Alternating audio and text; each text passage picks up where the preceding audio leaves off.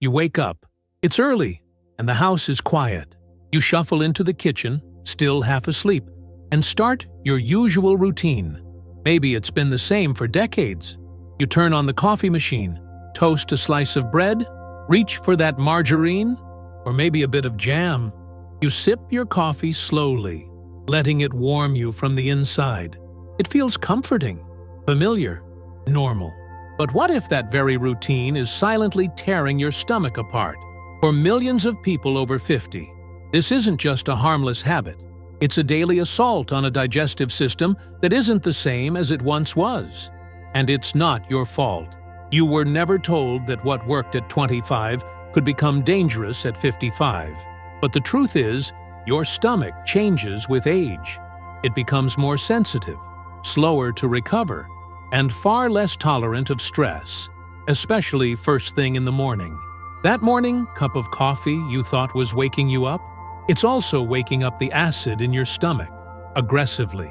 And now, without the same protective lining you had years ago, that acid is burning, slowly, repeatedly, quietly.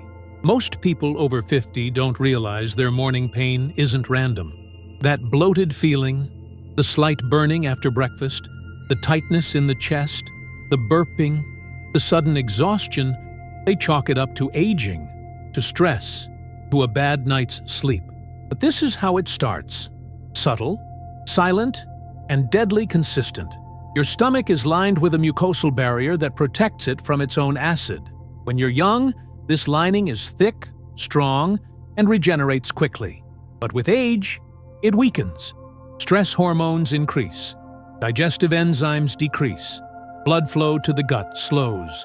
All of this makes the stomach more vulnerable to damage.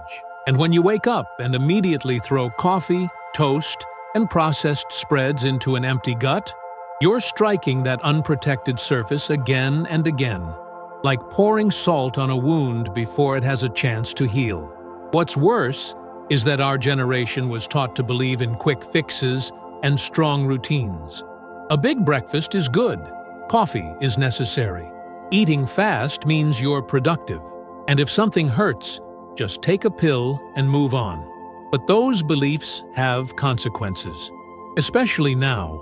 After 50, your digestion is no longer automatic. The things you eat, the time you eat, the way you chew, even the emotional state you're in when you sit down to a meal, all of it matters. And in the morning, when your body is still waking up, still recalibrating after a long night, it matters even more. Imagine this. You pour black coffee into a cold, empty pot made of fragile porcelain. Over time, that porcelain begins to crack. It holds up for a while. But one day, with just one more pour, it splits. That's your stomach. You may not feel the cracks yet, but they're forming, day after day, sip after sip, bite after bite. And it's not just the coffee. It's the acidic orange juice, the white bread with zero fiber, the fake butter full of chemicals, the lack of hydration, the way you rush through it all in 10 minutes or less, and then the antacid you pop because you think this is just what getting older feels like. If this message spoke to you, share your experience in the comments. Have you noticed any of these signs in your own life? Let's support each other in this journey. And if you found this helpful, don't forget to subscribe for more videos that truly speak to your body and your health. These symptoms, heartburn, bloating, stomach cramps, sour taste in the mouth, burping after meals, they're not just annoyances. They're warnings. Your body is screaming, and you've been told to whisper back, to calm it down with pills, to ignore it because it happens to everyone. But just because it's common doesn't mean it's normal. The real danger is how easily this becomes your new baseline. You start adjusting your life around your symptoms. You avoid certain foods. You sleep propped up on pillows. You carry antacids everywhere. And slowly, you stop questioning the pain. It becomes part of your day, until it gets worse, until you can't enjoy a meal without worry, until you find yourself Googling stomach cancer symptoms in the middle of the night. And yes, let's talk about fear. Because this isn't just about discomfort. Chronic irritation of the stomach lining can lead to gastritis, ulcers, Barrett's esophagus, and, in rare but real cases, cancer. And it all begins with habits so small, so ordinary, you never thought twice about them. But your stomach thinks about them every day. It suffers them every morning. You're not weak. You're not broken. You've just been doing what everyone else around you has done, trusting that your old habits are still safe. But the truth is, your body is changing. And the sooner you listen to what it's trying to say, the sooner you can stop the damage. No one told you the first signs of decline would show up, not in your joints, not in your eyesight, but quietly inside your digestive tract. They didn't tell you that the most dangerous part of aging isn't what you feel, it's what you ignore. Somewhere along the line, getting older became an excuse to live comatose to your own body. But you still have choices, you still have control. And when you understand what's really happening inside you every morning, that's when change becomes not just possible, but urgent. Because if every morning starts with a silent attack, every day is built on a weakened foundation, and a body that begins the day under siege cannot thrive. It can only survive. But you deserve more than survival. You deserve to reclaim your mornings, to feel safe in your own body, to eat without fear, to wake up knowing you're not hurting yourself before the day even begins. And the first step toward that freedom is realizing that what's killing your stomach isn't time. It's the habit you've trusted the most. You were told that breakfast was the most important meal of the day. And so, for years, maybe even decades, you followed that rule religiously. You poured your coffee. You toasted your bread. You grabbed a glass of orange juice, maybe a slice of cheese or a spoonful of jam. It felt right. It felt healthy. It felt like taking care of yourself. But what no one told you was that the traditional breakfast you trusted so deeply might be the very reason your stomach feels worse now than ever before. You see, the human body is not static, especially not after 50. Your digestion slows down. Your stomach's natural defenses become weaker. The enzymes that used to break food down effortlessly now take their time. And that heavy, rushed breakfast you were trained to believe in is now fighting against you. The black coffee that used to energize you now triggers acid production in a stomach that's already vulnerable. The orange juice, full of vitamin C, also carries citric acid that inflames the lining of your gut. That toasted white bread, stripped of fiber, ferments in your intestines and causes bloating, pressure, and discomfort that sticks with you long after the meal is done. And yet, it all seems so harmless, so normal. Everyone around you is doing the same thing. Everyone grabs something quick and heads out the door. But if you take a step back and really pay attention to how you feel after these meals, you'll start noticing the signs. That tightness in your belly, the sudden fatigue, the acidic taste creeping up your throat, the need to sit or lie down because your stomach feels like a balloon. It's not your imagination. It's your body trying to adapt to a system that no longer suits it. And the more you force it to follow that outdated pattern, the more damage you allow to build silently inside you. One of the biggest misconceptions about breakfast is the idea that any food is better than no food. But for a digestive system that's waking up slowly, what you choose in those first moments matters more than anything. Think of your stomach like a fireplace that's been cold all night. If you throw in a heavy log and pour gasoline on it, it won't burn clean. It will smoke. It will spark violently. And it might not even catch fire the right way. That's what happens when you slam caffeine and acidic food into your gut, the moment you wake up. Most people think coffee is just a harmless pick-me-up, but it's not just caffeine. It's a powerful stimulant that increases gastric acid secretion, reduces the pressure of your lower esophageal sphincter, and promotes reflux, especially when consumed on an empty stomach. Over time, that constant irritation wears down the very lining meant to protect you. And it's not just the coffee. The toast, often made from white or ultra-processed bread, lacks the fiber that cushions digestion and slows down sugar absorption. Without it, your blood sugar spikes, your insulin goes up, your stomach struggles to move the food forward.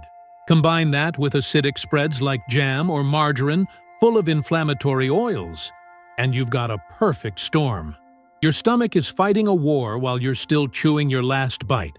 Even the so-called healthy choices can be dangerous when timing and preparation are ignored. Take fruit, for example. Yes, fruit is nutritious, but certain fruits like oranges, grapefruits, and pineapples are acidic and irritating when eaten on an empty stomach. Yogurt, often praised for its probiotics, loses much of its benefit when taken with sugary cereals or fruit syrups. And smoothies, which sound healthy, are often loaded with sugar and consumed too fast for proper digestion. It's easy to think, well, I've always done this. I've never had problems before. But the key word is before. Before your body changed. Before your stomach became more sensitive. Before your protective layers thinned. Before the quiet damage started to show itself in the form of burning, bloating, and fatigue. And there's a deeper issue, one that goes beyond food. It's the speed, the disconnection, the way breakfast has turned into just another task on your to-do list. You eat standing up. You eat while checking your phone. You eat while stressed. And your body feels that. Your gut is directly connected to your nervous system. When you eat in a rush, your body prioritizes survival over digestion. It shifts into fight or flight mode, pulling resources away from your stomach, slowing down enzyme release, and tightening muscles that should be relaxed. We'd love to hear from you. What part of today's video hit home the most? Leave a comment below. It might help someone else feel less alone. And if you haven't yet, be sure to subscribe. There's so much more we want to share with you. This means even the healthiest breakfast, if eaten under stress, can turn into a digestive nightmare. Your stomach isn't just processing food.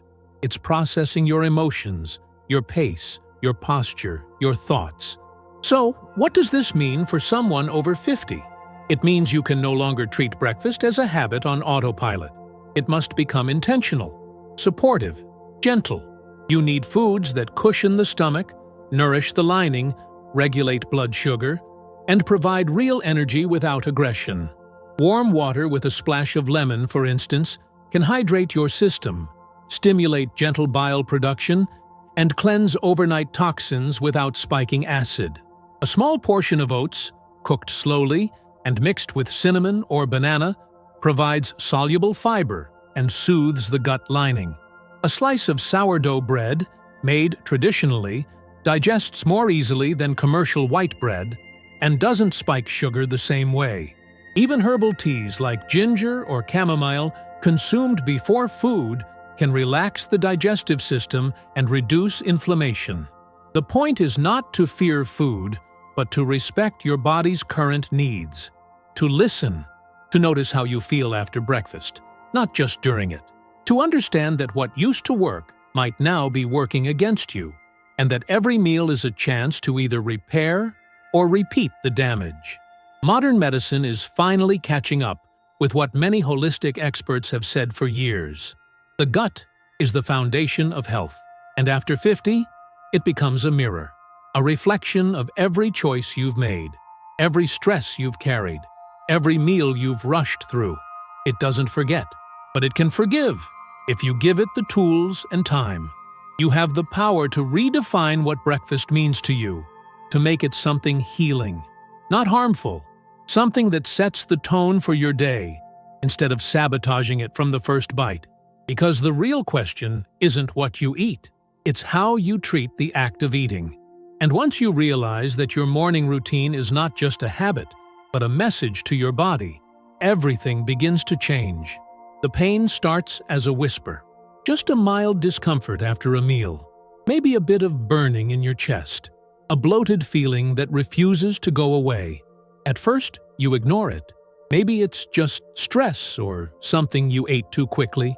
But then, it happens again and again. Until one day you find yourself reaching for a little white pill, something the doctor recommended, something that promises fast relief. You take it, and within minutes, the discomfort fades. The burning disappears. You can eat again. You can sleep. You feel normal. Or at least, you think you do. That's how it begins. The cycle. Quiet. Deceptive. You start taking that pill every time the symptoms return. Soon, it's not just an emergency fix. It's part of your routine. You don't even think about it. Just like brushing your teeth or locking the door. You pop that pill before meals, after meals, before bed. It becomes a habit. It becomes safety. And without even realizing it, your stomach becomes dependent, not on healing, but on suppression. The medications we're talking about aren't unknown. They're everywhere. Proton pump inhibitors, histamine blockers, antacids. You know them by their brand names. Little tablets with big promises. They don't claim to cure anything. They only promise to stop the burn. And they do. But they also stop something else. Your body's natural defense system. You see, the acid in your stomach exists for a reason. It's not your enemy. It breaks down food. It activates enzymes.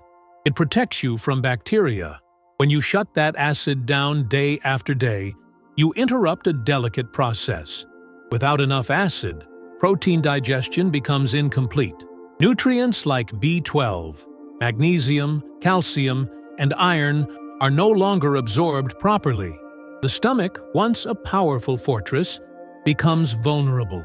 Bacteria that should never survive in the gut begin to multiply. Over time, the very pill that gave you relief becomes the reason you feel weak, foggy, tired, or even more inflamed. And yet, no one tells you this at the beginning. When you're handed that prescription, the conversation is short. Take one pill a day. Avoid spicy food. Come back if it gets worse. There's no discussion about long-term risks. No warning about what happens when these drugs are used beyond a few weeks. But the data is out there. Studies show that prolonged use of proton pump inhibitors is linked to increased risk of kidney disease, nutrient deficiencies, bone fractures, and even dementia. It's not fear-mongering, it's fact. And the longer you stay on them, the harder it becomes to stop. Because the real problem is not just the pill. It's the way we've learned to treat pain. We're trained to silence symptoms, not to ask what they mean. When your body says something's wrong, the first response is often to shut it down. But symptoms are messengers. They're trying to tell you that something deeper is out of balance. That your food choices, your stress levels, your eating habits, even your sleep, are creating tension inside your gut. When you take a pill to suppress acid, you might feel better in the short term. But the underlying issue is still there. The inflammation, the damaged lining, the weak sphincter, the poor digestion. It all continues quietly, masked by the illusion of control. And when the pill starts to wear off, the symptoms return. Stronger, louder, more frequent. You go back to the doctor, and instead of looking for the root cause, you're prescribed a higher dose or a second medication, and so the cycle deepens. There's also a psychological trap. Once a medication becomes part of your life, letting go feels risky. What if the pain comes back worse? What if I can't eat without it? What if I'm doing more harm by stopping? These questions are real, and they keep millions of people locked in dependence, even when their bodies are begging for change. But what if the discomfort you feel now is not because your body is broken, but because it's trying to function without the tools it needs? Imagine trying to digest a steak with no acid, no enzymes, no muscular coordination. Of course you'd feel pressure, bloating, pain. The solution isn't to shut everything down further. It's to rebuild the system, to listen to the signs and respond with healing, not suppression. There are stories that illustrate this better than data ever could. Like the woman in her late 60s who had been on a proton pump inhibitor for over 10 years. She started feeling tired all the time. Her memory became foggy. She had recurring infections. Blood tests revealed low magnesium and B12 levels. Her bones were weakening, but no one had ever connected these issues to her stomach medication. Not until a new doctor asked a different question. And when she slowly tapered off the drug, with the right support, her energy returned. Her digestion improved. Her clarity came back. She wasn't just treating her stomach anymore. She was finally healing it. It doesn't mean every medication is evil. Sometimes you do need relief. Sometimes the symptoms are too strong to manage naturally at first. But medication should be a bridge, not a destination. A tool, not a crutch. And yet in today's world, it's become the default. People are handed prescriptions for years, even decades, without anyone checking in to ask, is this still necessary? Is this still helping? Or has it become part of the problem? When you hit 50, your body becomes more sensitive to everything. Not just food, but drugs, chemicals, toxins, stress. The systems that used to bounce back now take longer to recover. And masking problems instead of addressing them creates a bigger price over time. Your voice matters. Let us know in the comments if you've been through something similar or if you're ready to make a change. And if this video helped you see things differently, hit that subscribe button so you never miss what's coming next.